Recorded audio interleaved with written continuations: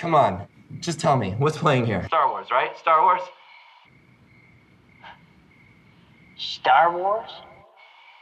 Yes!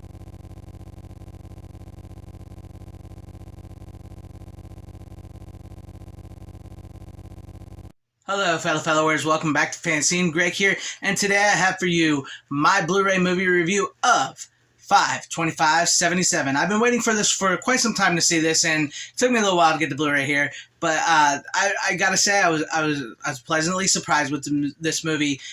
We're gonna get into it because it took a long way to get this movie made. It's the true story of Patrick Reed Johnson, the director who directed one of my favorites, Space Invaders. Prepare to die, Earth scum! Maybe later.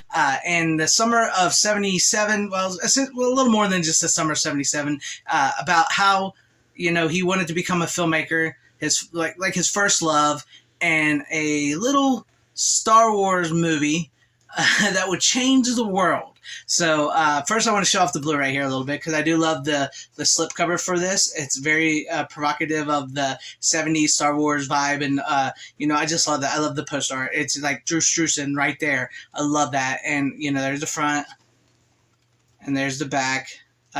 John Francis Daly, some of you guys might know him from Freaks and Geeks and Bones, the TV series Bones, and multiple other things, plays Patrick Reed Johnson in this. And then we'll show you the Blu-ray real quick. Here's the Blu-ray. I'm trying not to get that glare. Pretty much the same. Comes to us from MVD. You see that? Alright, as far as the movie goes, I really enjoyed this movie. It was a good movie. It's a fun movie. It really legitimately reminded you of when movies were movies, when they were fun, they were entertaining, all the productivity that went into it, and how you felt when you got to see certain movies. Because the movie starts with Patrick Reed Johnson as a little kid, and he sees 2001: A Space Odyssey, and it blows his mind, and he actually understands it as this little kid, and it inspires in him this goal to make movies. So he grows up trying, making all these 8mm movies at his house, and as doing so, his parents end up getting divorced, and he becomes like the man of the house to help take care of it. His brothers and his sister and brothers, and his mom's there, and his mom's is like very supportive of him, and he's become this like really full-on film, like much like a lot of us here, like myself included, full-on film guy, and he's constantly making these movies, and that's what he wants to do. He wants to be a director, but he's stuck in a small town, 750 people, and it's just that coming of age story where he meets this girl, she becomes his first love, and everybody can kind of see that Patrick might be a little destined for bigger, better things in this small town, and they're always pushing him to do it, and it's got that vibe to it. It's got the 70s vibe to it. This is shot on I think it's 16mm films at times and possible digital films. This movie was actually shot from 2004 to 2006, and it's been in production for like 20 years. It took maybe 18 to 20 years, something like that.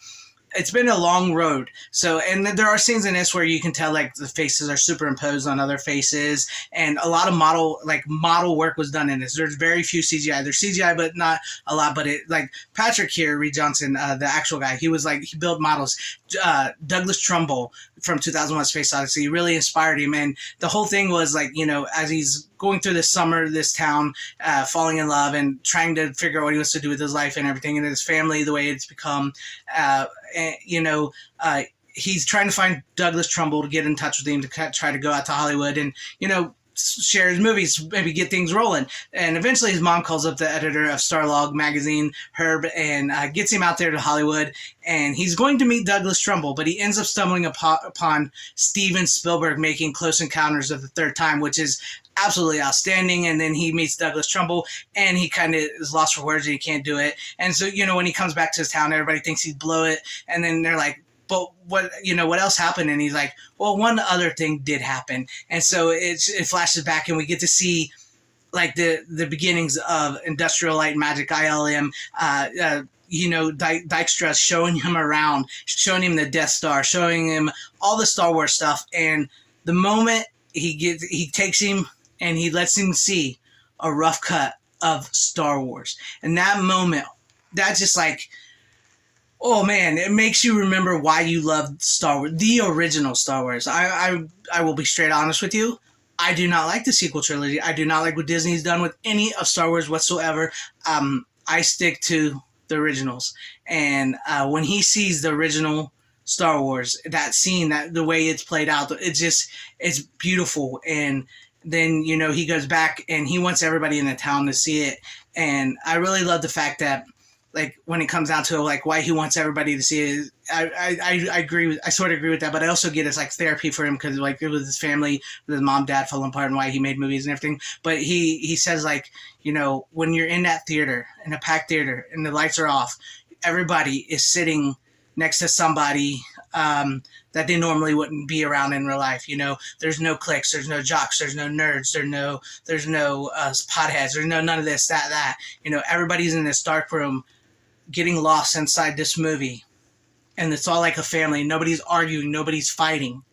And I really thought that was profound. I really, you know, I feels like that's something that we've lost today. And that's, you know, something I talk about, you know, with streaming, what streaming's done, and the death of the theater and death of physical media, the way the studios have done this. And this movie just really reminded me of movies when movies were movies. Because there's a lot of talk about, you know, Marvel killed the movie star, you know, movies aren't what they once were. Why aren't they as good as they were? I love movies like this because I really think a lot of us here on YouTube, much like myself, who do the movie stuff, we were inspired by like movies like Star Wars, Superman, 80s horror, to want to make our own movies. Maybe, you know, that was always in our head. Maybe we shot 8mm films of movies ourselves, or maybe we just thought, you know, I would really like to make a movie. And I think that's why a lot of us ended up doing YouTube eventually, was like to get out our creative juices in this way, because it's a new form, a way we can sort of do that, sort of like making our own films at times, because I like to try to make documentaries, and I would love to make a film myself. And you know, it reminds you of that, and or like the fact that we got on here because modern entertainment is bad, so we like to reminisce about movies that were good, like, you know, or movies like this that remind you when movies were good, and in turn is a good movie, is a good new movie that's an actual movie. You know, it's not just like a superhero movie, which I have nothing against superhero movies or anything, because I like a lot of them myself. But it's like you miss that. You miss a variation of movies, not just one type of movie. And this was just a good old classic film. You know, maybe it wasn't as good as I anticipated, but I enjoyed it. I had fun with it. It brought me back, and it really made me want to watch the movies. The original Star Wars again, the movie Duel. I love Duel, Steven Spielberg's first movie, and it also made me want to watch Close Encounters of the Third Kind again. And you know, Patrick here, he's a big 2001 Space Odyssey fan. That's like his #1 movie. Not a huge fan of that myself. I mean, I get it. I understood it. It's a good movie. Kubrick. It's great. It's not. I wouldn't put that in my top. But I do actually really, really love Space Invaders. I love Space Invaders, and you could really see where Space Invaders came from in this movie. There's times when I was watching this and I felt like the small town in Space Invaders with the models and the cornfields and everything, and I believe it's even set in the same state. So, yeah, that was cool. And it would be interesting to see this, because there's a whole nother story to Space Invaders when he actually got out to Hollywood to make movies, and how Steven Spielberg saved this movie. That would be an interesting movie in and of itself. So if you ever do a sequel, Patrick Reed Johnson, I'd be down for that. But if you've not seen this and you want to check it out, I recommend it. I would. Go ahead. It may not blow you away, but it may take you back, and that's fun. That's what movies are supposed to do, right?